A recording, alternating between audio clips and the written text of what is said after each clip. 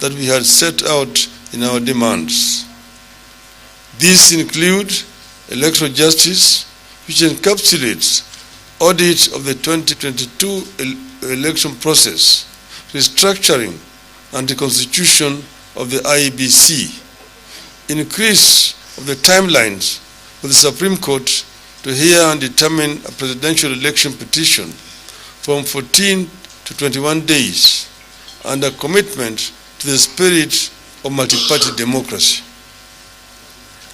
We were also able to agree on the transfer of all devolved functions and the requisite resources to the county governments, in addition to amending the constitution to provide for the equitable share of the county governments to not less than 20% of all revenue collected by the national government from the current 15%, and the establishment of the World Development Fund. We believe that these are significant reform mileages that, if implemented, can help strengthen our governance and electoral processes and safeguard the march of democracy in Kenya. Azimio, however, remains deeply disappointed that the committee was not able to agree on the one fundamental issue on which Kenyans are united across the political divide. The two teams were unable to agree on the need and the means to reduce the cost of living. This is why we have described the document the committee presented as imperfect and unfinished.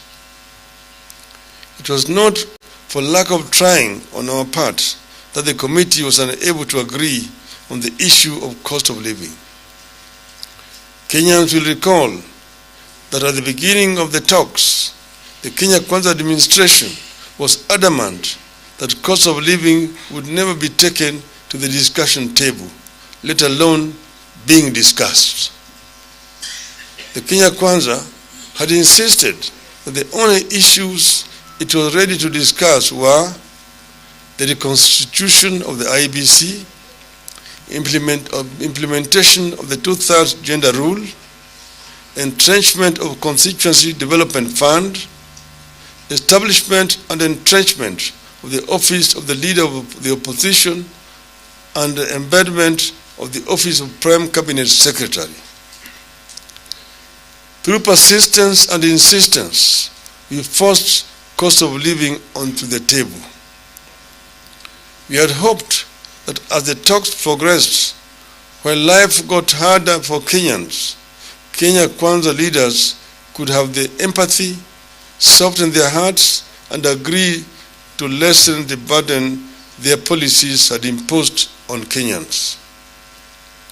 Our delegation pushed for the complete overhaul of the Finance Act 2023, which had come with harsh taxation measures and made and continue to make life unbearable to an overwhelming majority of Kenyans. At no expense to the government, we deployed our team of economists to recommend to the administration measures which, if adopted, would immediately bring the cost of living down. We asked the government to reduce travel budgets by 50%. We also called on the government to reduce the daily subsistence allowances for state and public officers by 30%.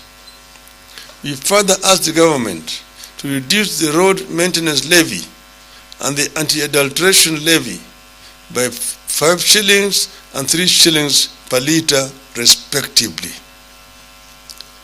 Our team further asked the government to reduce VAT on fuel from 16% to 8%. We called on the government to scrap the housing levy, or at least make it voluntary. Unfortunately, Kenya Kwanza would not budge. Apparently, the regime's economic policies hardened life for Kenyans, so did the regime harden its heart. We realized that without the goodwill of the top echelons of the Kenya Kwanza leadership, cost of living